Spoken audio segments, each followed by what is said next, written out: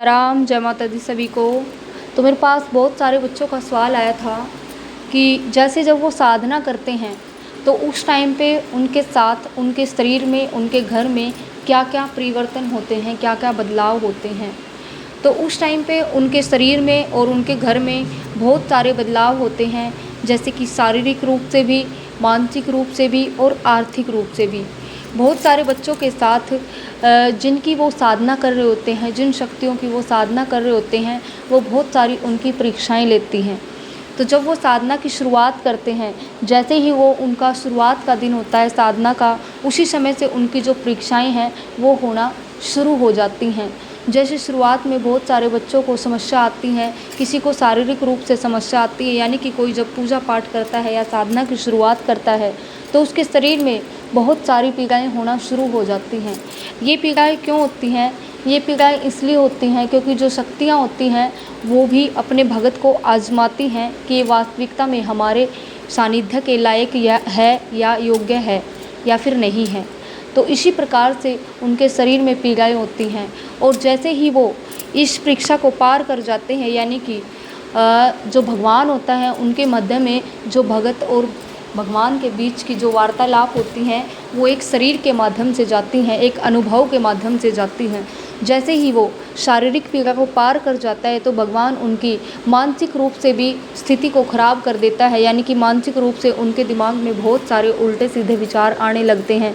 जैसे बहुत सारे बच्चे कई बार मरने की सोचते हैं, या फिर उनके दिमाग में उल्टे सीधे विचार आते हैं, कई बार गंदे विचार भी आते हैं, उनको गंदे सपने भी आते हैं। तो ये सारी क्या होती हैं? ये सारी परीक्षाएँ होती हैं जो भगवान के द्वारा ली जाती हैं। और इन्हीं परीक्षाओं को पार करते हुए एक भक्त की परीक्षा होती है, जो वास्तविक परीक्षा होती है वो आर्थिक रूप से भी होती है, शारीरिक और मानसिक हर तरीके से परीक्षा होती है। फिर उसके पश्चात जैसे ही वो शारीरिक और मानसिक रूप से निकल जाता है परीक्षाओं से, तो उसके पश्चात उसके घर में भी बहुत सारी परीक्षाएँ होती हैं। जैसे बहुत सारे बच्चे होते हैं, कई बार उनके घर में लड़ाई झगड़े की स्थिति उत्पन्न हो जाती है, कई बार उनके घर में पैसे नहीं होते, और कई बार तो कुछ ऐसी नौबत तक आ जाती है कि कोई जोत लगाने के लिए उनके पास घी तक भी नहीं होता। तो ये सारी क्या होती हैं? परीक्षाएं ही होती हैं सारी। और घर में जैसे ही आप पूजा पाठ करने बैठते हो तो आपके घर वालों के साथ बहुत सारी अनबन हो जाती है, बहुत सारी लड़ाई झगड़ा हो जाते हैं। ये क्यों होते हैं? ये सभी परीक्षाओं के कारण ही होते हैं। तो जब भी आप साधना करो तो आप पूरी मेंटली प्रिपेयर हो जाओ, पूरे दिमागी रूप से तैयार हो जाओ कि आपकी परीक्षा होनी ही होनी है, और आपकी साधना में रुकावट आएगी ही आएगी, लेकिन आपको साधना नहीं छोड़नी है। जैसे ही आप साधना नहीं छोड़ते हो तो उसी प्रकार से भगवान आपका साथ भी नहीं छोड़ेंगे।